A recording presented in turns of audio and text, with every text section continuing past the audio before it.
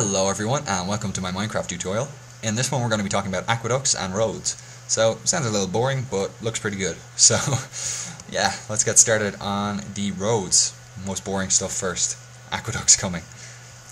Alrighty, so your most kind of common Roman road, which if you're following these tutorials will be the ones in town, just do it normally with cobble. But if you've got a slightly wider space, what you want to do is a principle that the Romans used in a lot of their kind of civic roads, which was to have the road gradually slope from the inside to the outside. And basically what this did was whenever it rained, it stopped big puddles from forming. It's a technique that we use nowadays, but we basically forgot about for thousands of years. And basically, yeah, all the rain runs off, so you don't get big potholes and puddles, and roads aren't as dangerous. Though I guess they wouldn't really have been dangerous back then, in terms of slipping in puddles. So yeah, basically this is just a row of half slabs on each side of the road. This only really looks good if you've got a kind of road that's wide enough to do it. The other thing to do, it's not a great example in this texture pack because the cobble looks slightly different. But if your mossy cobble looks good, then I would recommend just putting in random blocks every so often, because it kind of, I suppose it helps to break up the monotony. It helps the road look a bit dirtier, which is always good in the city. So yeah, that's kind of the essentials of it. So yeah, let's move on. The Romans were known for both their very, very straight roads and, well, I suppose just the kind of quality of the road building. Obviously, you can't really show the quality of it too much in Minecraft, apart from the the sloping thing. But the straight roads is quite an interesting one because quite a lot of British motorways are still on the site of old Roman roads. As in, the tracks they take and the routes they take are so kind of direct that they're still the most kind of efficient way of getting from one point to another. And building a perfectly straight road is one thing when you're when you're going in a straight line on flat ground. But when you come to, say, a small hill like this, what you want to do, rather than, well, okay, this isn't a good example because this hill is a bit too small, but what you want to try and do is follow the contours of the slope that you're trying to build on. Instead of, say if for example this hill was a lot bigger, don't go straight over it.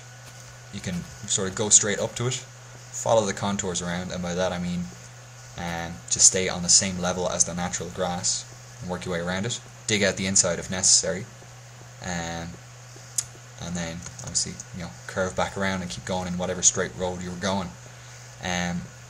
If the slope is gentle enough, then basically just use half slabs.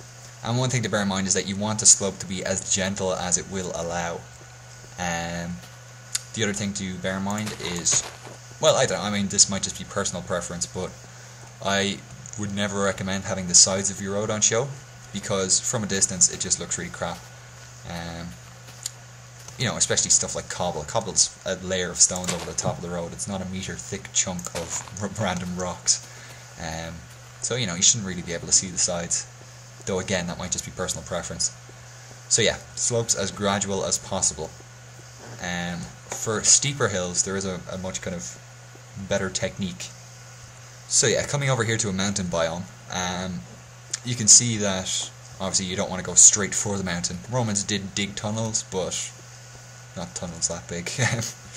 And mostly when they did, they were for aqueducts and stuff, and for waterways through the mountains, as opposed to actual walkways, because there's no real way of supplying artificial light underground back in those days, because all they had were torches, and that would quickly lead to suffocation underground.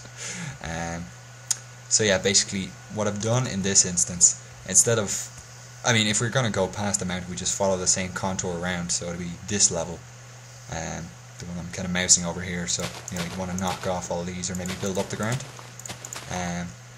whichever suits the location more. But you can see in this case I've started kind of working my way up the mountain deliberately, and the way of doing this while keeping the roads gradual is to make kind of a zigzag. So here you can see you're still following the contours of the mountain. Some of this has obviously been built up, and don't be afraid to modify your terrain to suit the road. What you want to do is come to a natural kind of stopping point, then work your way in, leave a gap of 2 blocks, and then we can basically just keep building up again. Oh, I seem to be having a little bit of a lag spike.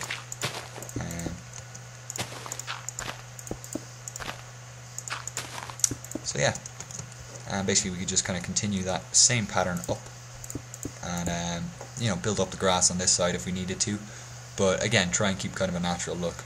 But following the contours is a very major thing. That's partly why their routeways are so efficient to these, you know, still into the modern times, because, you know, modern engineers still think the same. So you want to take the path of least resistance. And following the contours of slopes is doing it, and so is taking it in a straight line whenever possible.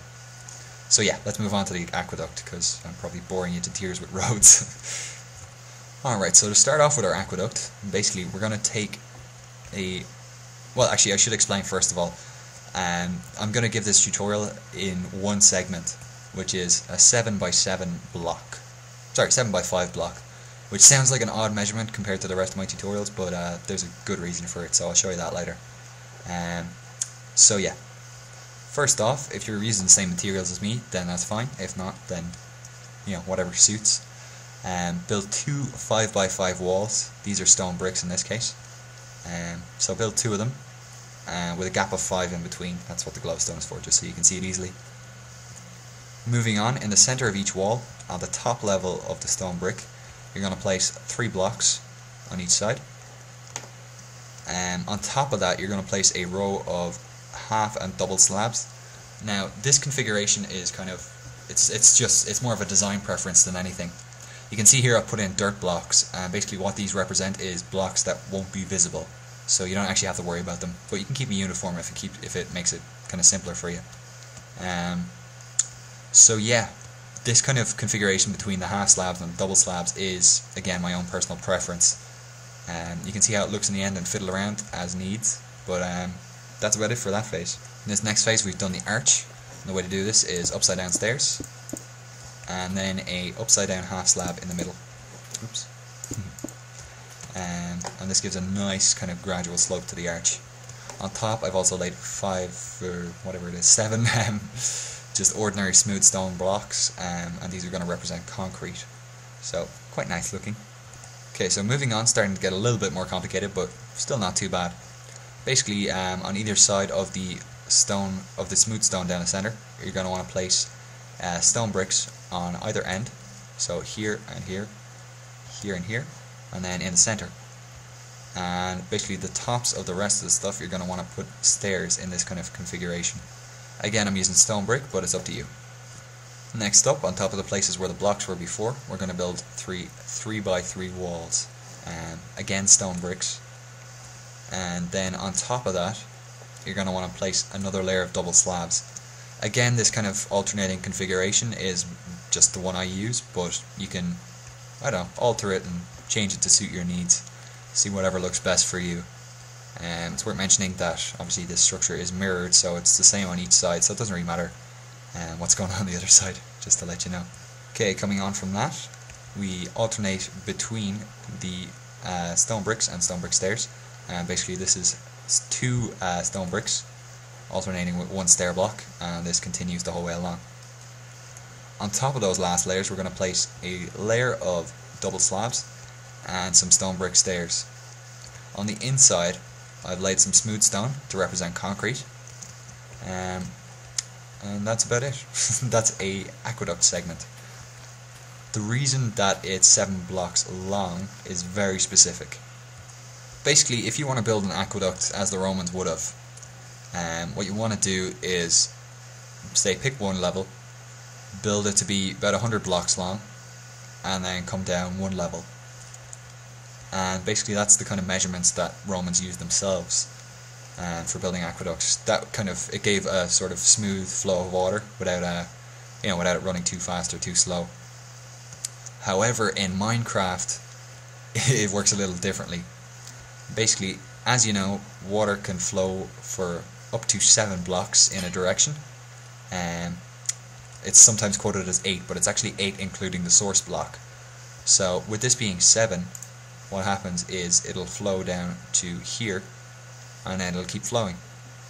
So if you want to make a Minecraft friendly aqueduct, basically you're going to have to take your single aqueduct block and move it down every block, and that'll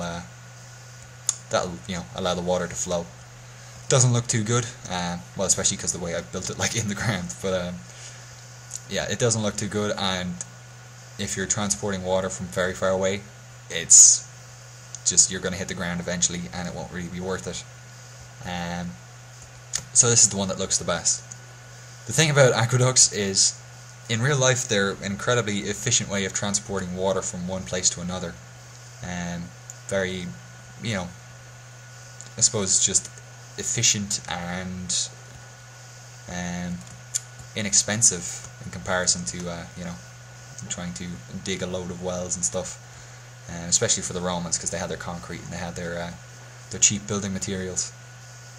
Whereas in Minecraft, it's an incredibly expensive and ineffective way to transport water from one place to another. So these are more fluff buildings than anything, but I think they're an essential component to any Roman city.